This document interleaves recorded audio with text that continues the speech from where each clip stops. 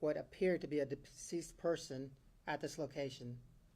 Officers arrived and located an obviously deceased female in an abandoned house. This female was later identified as Elisa Rivera. She was pronounced deceased at 4:34 p.m. by Dr. Escott. Homicide detectives and crime scene specialists responded to process and interview witnesses.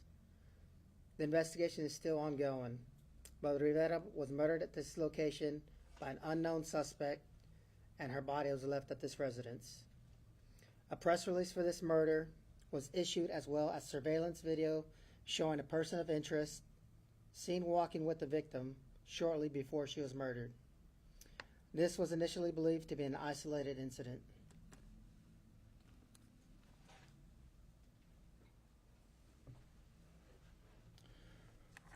On August 7, 2024, there was a DNA link found between this case and April 14, 2018, unsolved murder of Alba Janice Avalis that is being investigated by the Bastrop County Sheriff's Office.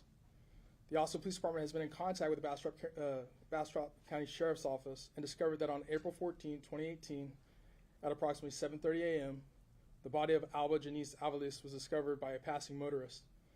Alba was found in her silver sedan parked in the 300 block of Old San Antonio Road, Bastrop County, Texas. Avalis had been strangled, and it was ruled to be a homicide. Avalis was 28 years old. It was found that Avalis had been at Club Caribe on Felter Lane in Austin, Texas, the night she was murdered. This was just over 3 miles away from this 2024 murder.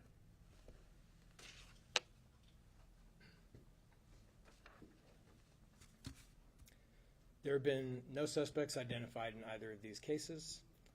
Both murders appear to be sexual in nature. There is no known link between either victim. Both scenes have a similar MO. Currently, the Bastrop County Sheriff's Office has been working with the Texas Rangers to explore genealogy. And over here, you'll see some of the surveillance video that was prior put out with the initial press release. So the videos and pictures will be sent to us, correct? That's correct. Okay. The videos already have been sent to you, but we are sending out the picture of the 2018 in the new press release. So is this the video from 2018? This is the video from the 2024 one. 2024. Mm-hmm.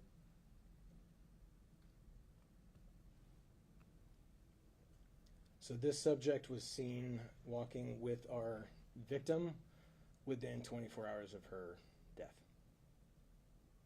And we're currently calling him a person of interest.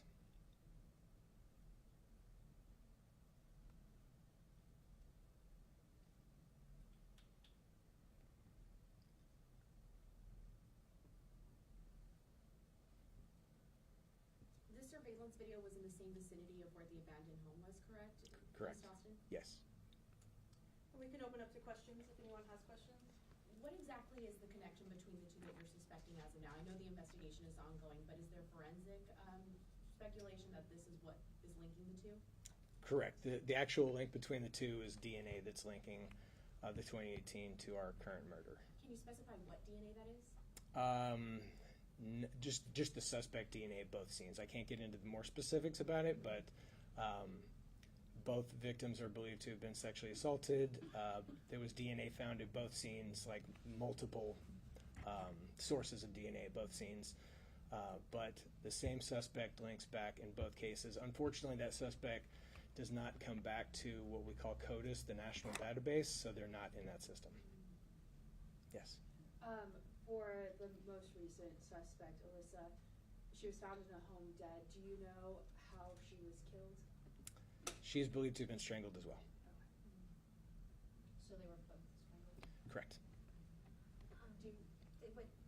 When you looked at both scenes, were there, you said both were strangled, were both similar lacerations or similar injuries or similar kind of ways in which it happened?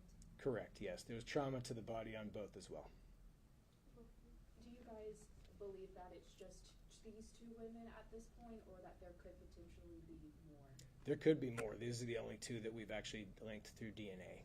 If there were other scenes or other crimes that this subject has perpetrated, it has not been linked back to this. Now, not to my knowledge, we don't have any outstanding murders matching anything even close to this MO, but these are the only two that are actually linked through DNA. Yes, I mean, I know we have a video here, but is there suspect description that, would be? Sure. Generally through the course of our investigation, and this is preliminary, but we believe it to be a short Hispanic male. And that's pretty, no. I know that you said it's a person of interest. Do you know, based on kind of your video or observations, was it romantic, or were they friends, or kind of the link or relationship between the two? Yeah, that's unclear. Given that this happened across 2 counties, do you have an idea of where the suspect might reside, or is there a general idea? Are you working closely with the Bastrop County Sheriff's Office to identify? We are, yes. So over the course of the past days, the past week, we've been talking to them regularly, just trying to find out if there's any other similarities. As Detective Anderson had mentioned, Club Caribe is only 3 miles away from where our victim was found, so it's definitely possible that the suspect is still either lives in the area or visiting somebody in the area, but for it to have been so geographically tied is, pretty coincidental. Did the women appear to be, either victim appear to be, compromised through, whether it was a date rape drug or anything like that? I don't believe. We're still waiting on some things to come back yet. The second autopsy is not yet complete. Is it normal? So like when you find the DNA, but then not having it matched to somebody, I guess kind of talk us through that process, right? It's like Sure. somebody might watch and like, oh, you have the DNA, but we don't have a suspect. Yeah, it's relatively rare. It takes somebody not having committed a felony, being arrested, and their DNA being entered into the system, which typically people committing really violent murders have probably committed something similar to that in the past, or at least been arrested, and that does not appear to be the case in this case. So, on these videos, both of these are Alyssa, correct? Yes. How did they end up meeting, getting to the point where they're walking down the street? Was that at another club? That's a good question. We don't know where they met either. They could have known each other for some period of time. They could have met just that day, so that's still being explored and investigated. What's your hope with sharing this information? Anyone that knows Alyssa would hopefully come forward if they had any little bit of trivial information, someone they thought she might have been hanging out with recently, somebody that maybe moved into town recently. Any little bit that they think could be helpful, especially knowing that there's another victim in this case, would definitely be helpful. What's the gathering of evidence process for you now since the first initial suspected homicide in 2018 with Mrs. Aviles?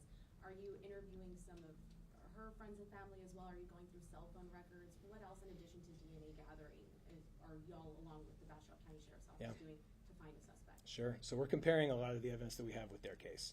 So they went back and they tried to capture, whatever cell records that they could, any sort of electronic evidence, physical evidence. They spoke to various people, and I won't speak too much to their case, but they have a lot of work that they put into their case. So we're trying to compare notes and see if there's anyone that may come up in both cases or that may have lived here. So it's going to take quite a bit of research and coming through the data. Can you stress the urgency and importance of anyone who knows any information coming forward and not holding back? Yeah, absolutely. Anyone that knew either of these victims, by all means, anything that you may have seen, we don't know if the suspect frequents clubs. We have no idea. We know that there was a tie to it in the first murder, but in the second one, there's no evidence of that. So anybody with any information, even if it seemed trivial, if they knew either of these victims, but we asked them to call our homicide tip line. Anything else? Thank you so much, y'all. We appreciate it.